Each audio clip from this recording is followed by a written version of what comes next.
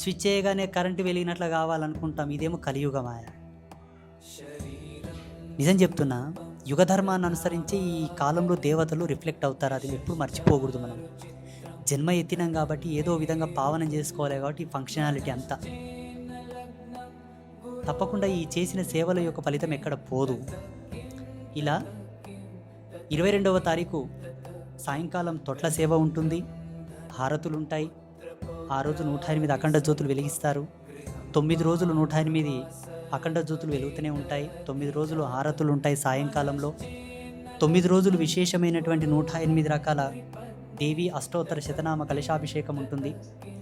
ఆ రోజు సాయంత్రం దేవి తొట్ల సేవ అయిపోయిన తర్వాత రేణుక ఎల్లమ్మ తల్లి యొక్క కథను చెప్తారు బైండ్ల వాళ్ళు. మోటు సాంప్రదాయం అది. మోటు సాంప్రదాయం కానీ ఎల్లమ్మ తల్లి మూల కథ వీలే చెప్తారు. సినిమాల్లో తీసింది కూడా కరెక్ట్ కాదు.